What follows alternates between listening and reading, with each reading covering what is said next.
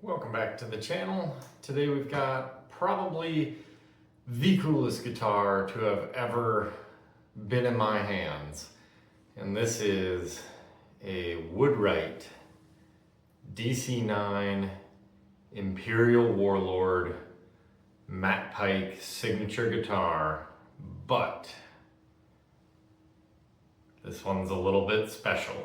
This is signed on the back by the actual luthier at Woodbine Guitars in Canada. And this is signature and serial 1. This was the prototype that they made, the very first one. Insanely cool.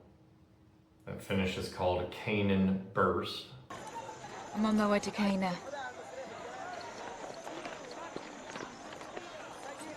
Where Jesus changed water to wine.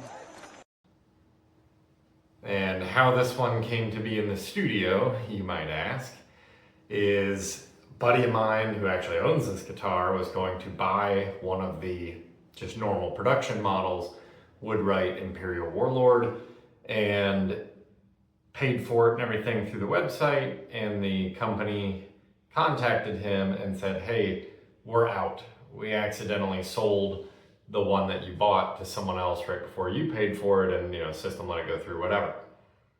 Emails him back, says, shoot, shit happens. Woodrite emails again and says, but if you still want one, we have the prototype in the vault in Canada. We'll sell it to you at the exact same price. And as anyone with a pulse and any semblance of intelligence would do, he of course snatched that right up. And I just love this burst finish. I'm not a huge burst guy, but this one, I mean, holy shit. It's really good. The Canaan Burst, phenomenal, absolutely phenomenal. And of course, this is a 9-string guitar. Top 3 strings 1, 2, and 3 are double coarse, like a 12-string guitar. And I will say, just, I've been playing around on this quite a bit, as you can imagine. I've played on some 12 strings, not much. I've played a buddy of mine that I actually used to do bar sets with all the time, plays a 12 string primarily. I've played his a fair amount, it's an acoustic, and I've played one electric 12 string that just a luthier buddy of mine had made, and I got to tool around on that a lot. I don't like 12 strings. I think they're very hard to play. As someone who's primarily a fingerstyle guitarist, I think 12 string is very hard to play. This feels a little different. I think, it's just hard because I don't have a 12 string in the studio to compare it to. I think these strings are closer together on the double course, and that makes it easier to play with, one finger. But I don't know, that's just my theory. But anyways, this thing is insane. Check out those inlays. Honestly, those are the coolest inlays I've ever seen. I would say they're better than my previous favorite inlays, which are the Tosin Abasi inlays. Love those.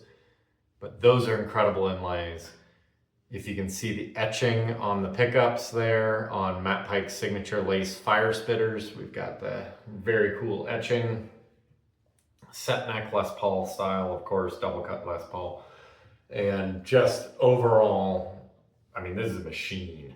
And I tried looking up some songs that Matt actually played his 9-string on, and it seems like there's really is a handful of High on Fire songs, and most of the Sleep catalog doesn't really use these top strings very much, which is a little unfortunate. But anyways, let's take it for a spin, give you a little sound demo, and right now we are clean into the clean channel on a Boss Katana. And of course, the whole point of the double courses is that really cool 12-string chorus type effect.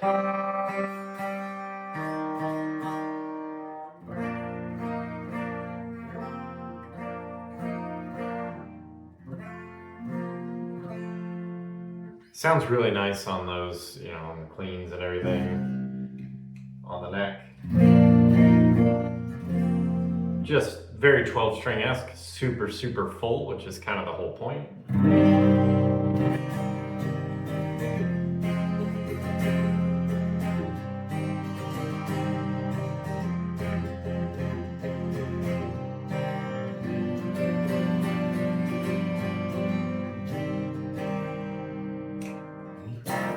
that's not why you buy a Matt Pike Imperial Warlord, hopefully.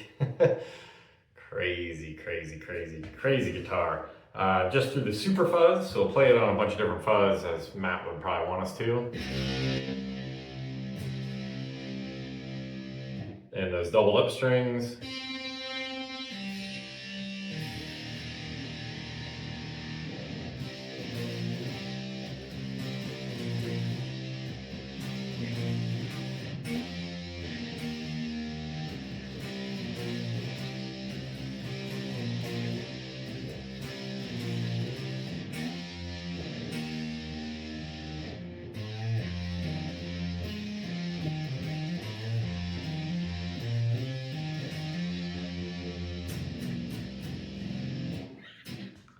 Super Fuzz sounds killer. The 10 Tones Anniversary Fuzz, or 10 Tone from Daredevil.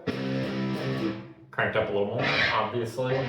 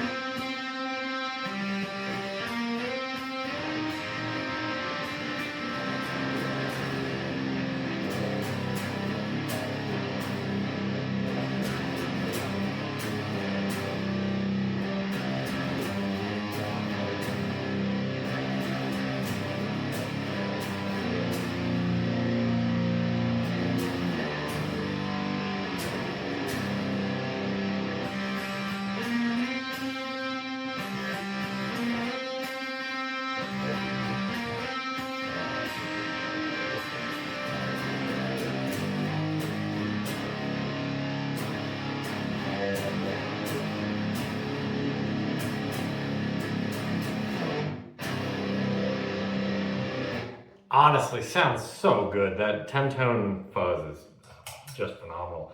The Hello Kitty fuzz, which Matt Pike would probably approve of as well.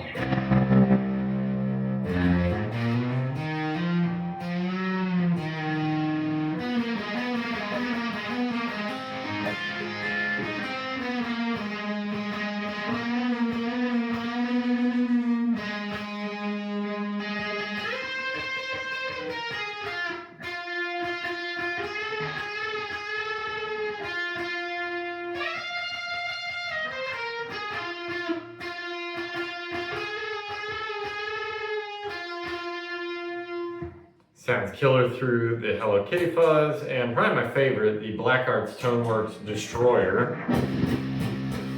Just real heavy.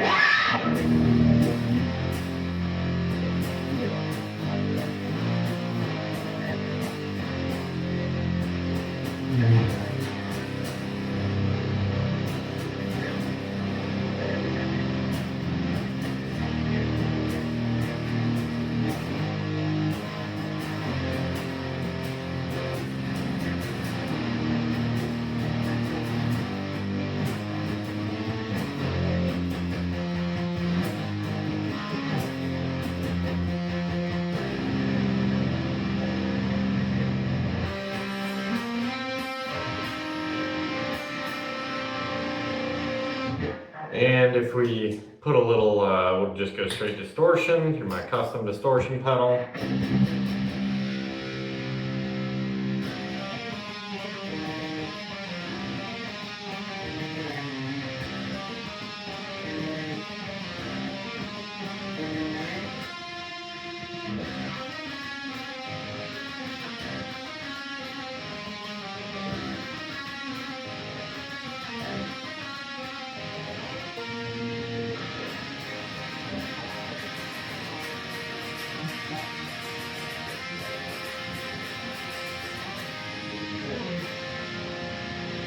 Honestly, on those huge chords, it just sounds so killer.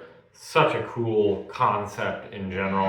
And of course, if you do not know, these are based off of the custom shop first act, believe it or not, DC-9, DC meaning double cut, of course.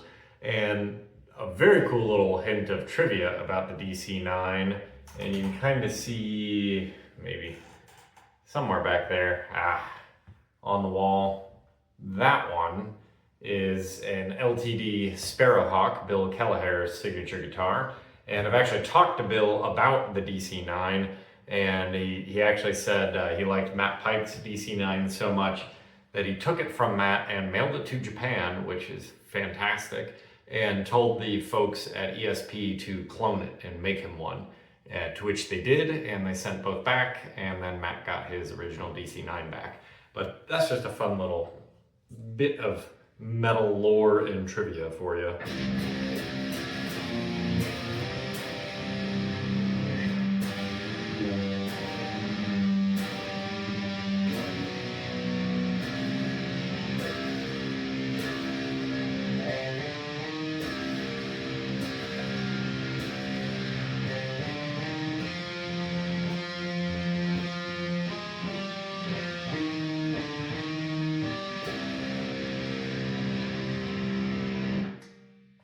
We'll do the tiny fuzz, and we'll put the Borealis reverb on it.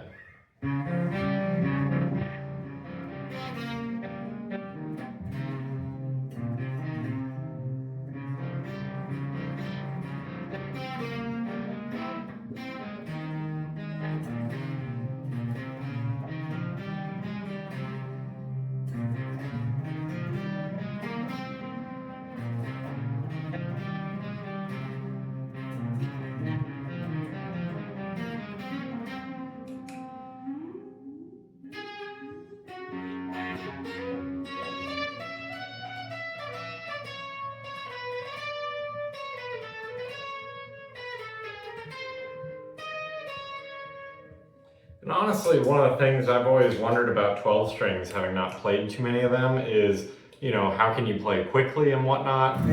Is it easy? Is it hard?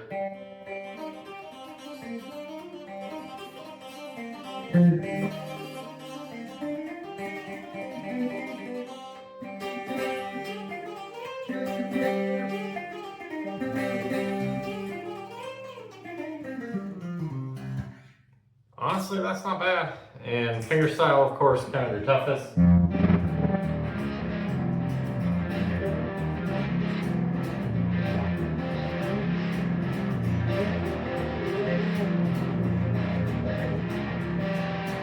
Actually, I like it better on the Hello Kitty fuzz.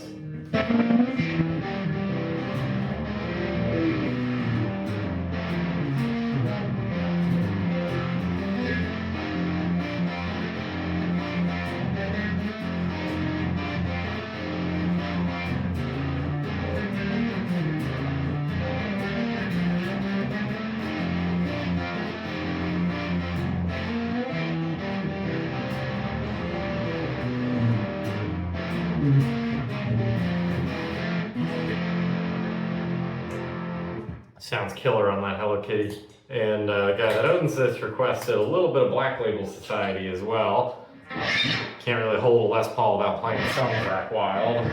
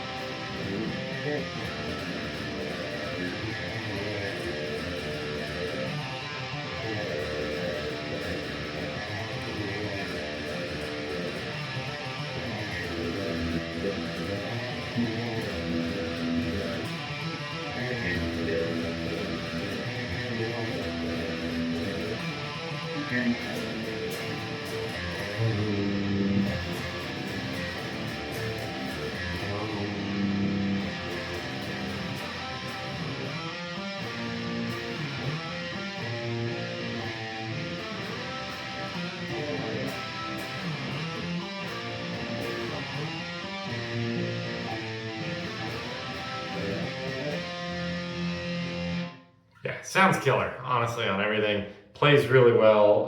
Fretwork, as you would expect, is immaculate.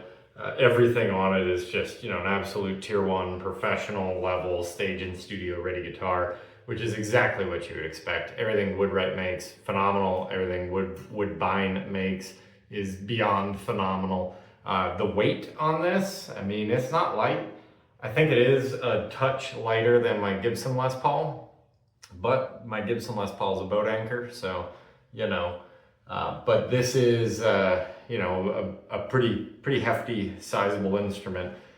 My only complaint, which is going to be the complaint that I think you'll get from everyone who owns a 9-string, even if it's just a traditional 9 with, you know, 9 in a row, is the tuning. It just takes a while. I play a lot of 8-string. I play mostly 7. It just takes a while. You got to be patient, and it can be a little frustrating, especially if you go from playing 6-string all day and then you pick this up and you're playing 9. Obviously, you've got 50% more strings to tune, but it's just a little annoying because you want to get these top 3 to be perfectly in sync, and that can be a little bit tough. And then once you play for a while, especially if you're hitting it hard playing sleep riffs, it just, you know, it's not going to stay exactly how you'd like it to. So.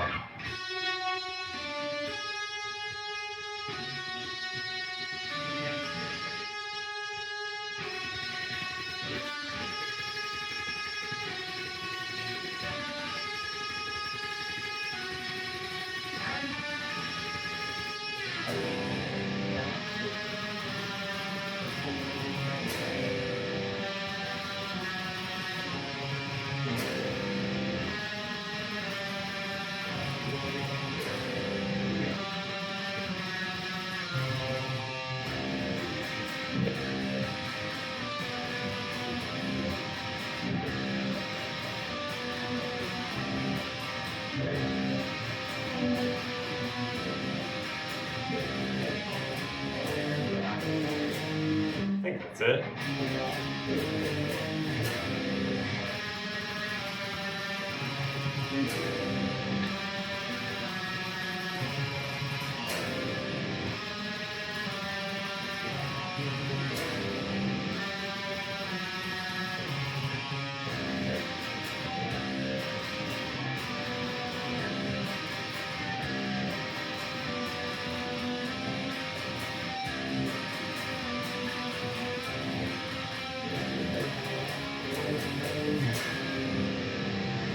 Thing just slams, man. Trem picking there, not an issue.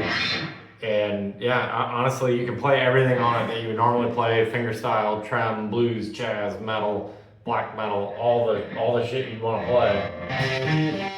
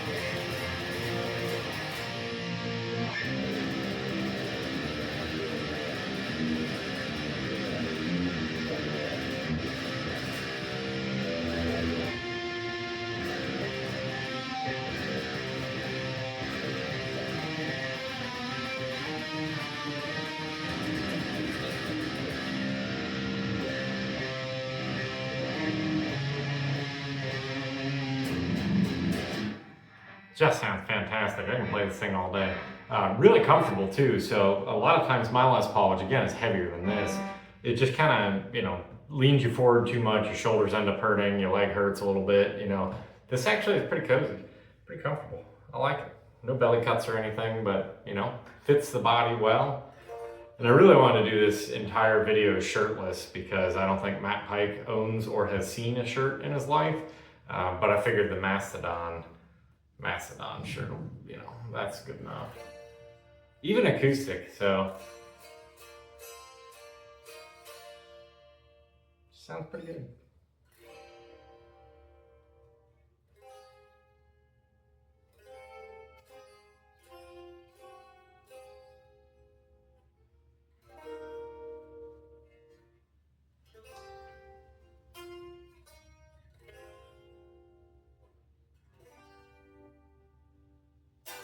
Anyways, there you have it. This is a Woodrite Warlord Imperial DC-9 matte Pike signature and signed by the luthier, number 1 of 1, the prototype. At some point, this guitar was in Matt Pike's hands because he was the one who obviously had to approve the prototype, and this is the one they made to send to him for approval. Absolutely incredible guitar, stunning piece of art, insane piece of metal, rock and roll history, guitar history. And I'm sure in my time as a guitarist, I'm not sure I'll ever have anything as cool as this in my hands. It is just that incredible. I don't know anybody else that owns any guitar, even remotely close, that they could say, you know, it's that much of a piece of history. It should be in a museum, to be honest. But it'll get a shit ton of playtime, and that's good too. So either museum piece or getting played, as long as it's not in a closet, and it won't be. All right, we'll see you in the next one.